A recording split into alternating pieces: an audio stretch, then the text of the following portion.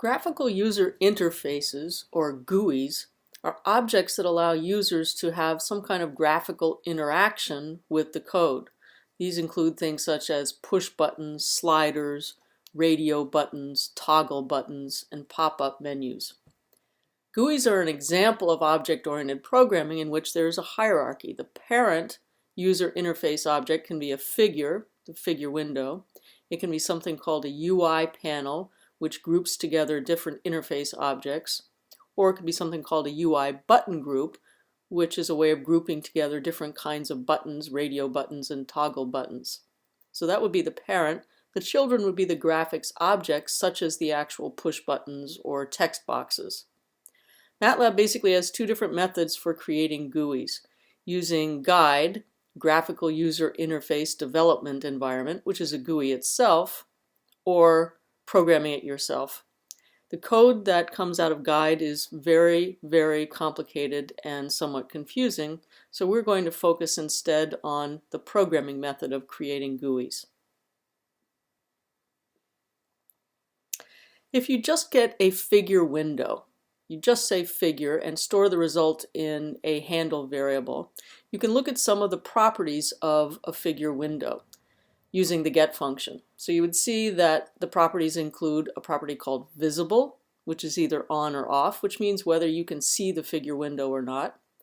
The position property, which is the position of the figure window within the screen. That's specified by a vector that has 4 numbers in it, very similar to the rectangle object. The first 2 numbers are the bottom left corner of the figure box, so the lower left-hand corner of the figure box, and the third number is the width, and the fourth number is the height. The default unit for this is pixels. The screen itself is an object which is called the root object. If you just said root and stored the result in a handle variable, you would see that the handle of that is 0. So we have the screen, which is the root object. We have a figure window, which has a position within the screen. Some of the GUI functions that we use commonly are move GUI. That will take a GUI and move it to a specific location. For example, if you move it to the center, then it goes to the center of the figure window. UI control is a function that creates user interface objects. So that's a function that we'll use a lot. Properties can be set, such as the color, the background color, the position, which is the position within the figure window, and the style, which specifies what kind of object it is. The general algorithm that we're going to use is to start by creating the figure window, but make it invisible. Then we put all of the objects in it that we want to see and set all of their properties, and then when everything is done, make the entire figure window visible at once. That's so that if you have a lot of objects, you don't see them popping up one at a time, you see them all at once. Within the UI control function, the style property specifies what kind of GUI object it's going to be. For example, style of text gives us a static text box. That's a text box in which we can put a label or an instruction or something like that, but it doesn't allow any user interaction. Edit is instead an editable text box, so that's a box in which the user can actually type in a string. The style property of the UI control function could also include push button. That's an actual push button that would have a label on it, so you push that with the mouse. Another object would be a slider bar that would have minimum and maximum values associated with it. When the user does something, that's called an event. And when the user's action causes a response, what happens in the code is that a callback function is called or invoked. The callback function is a nested function within the GUI function, so within the function that is creating these GUIs. When you call the UI control function, the object that will trigger this is specified using the callback property. And what you do is you specify the handle of the nested callback function. So for example, the event might be the user typing a string in an editable text box, or pushing a button, or sliding a slider.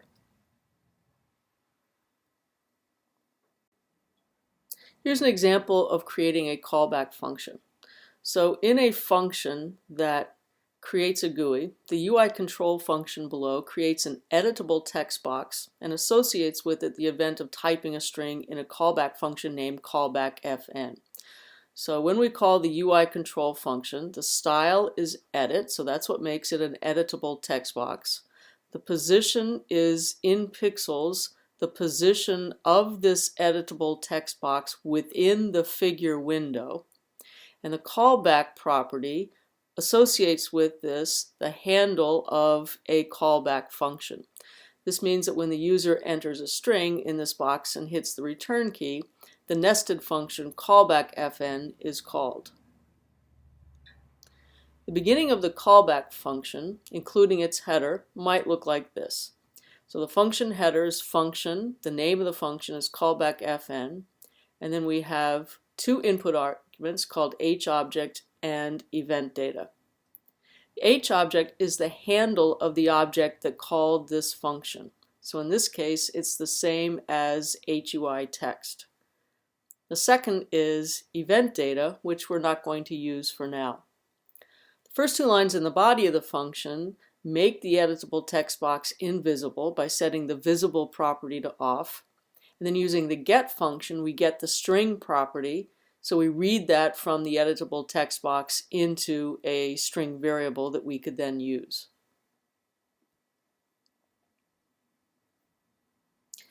It's possible that functions that create GUIs can have multiple callback functions. You can have really as many callback functions as you want.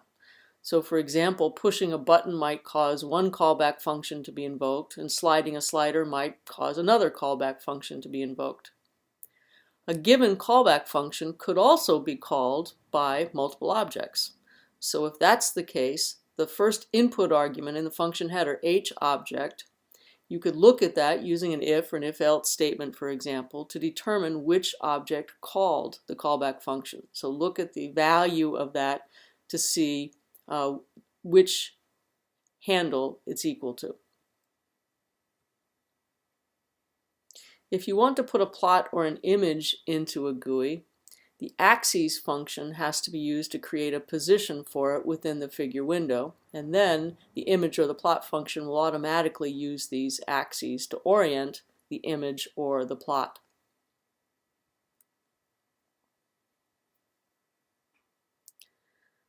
The position vector, either for the figure window within the screen or for an object within the figure window, can specify the units in either pixels or normalized. Pixels is the default, so that's what we've used so far. Normalized instead gives the locations as a percentage of the figure window size, which allows the figure window to be resized very easily. It's possible to group GUI objects together. For example, a UI button group is a way to group together buttons such as radio buttons. The button group is positioned within the figure window using the position property, and then the buttons are positioned within that button group. For a button group, there's a function called a selection change function. That's called when a button is chosen, so it's very much like a callback function, but the property is called selection change FCN. Question number 3. Don't forget to do the reading. There are a lot of examples of GUIs in the book, so please look through all of the examples. Here's the question from the reading. In the function GUI with 2 push buttons, how could you modify the code to have just one callback function instead of 2, but end up accomplishing the same task?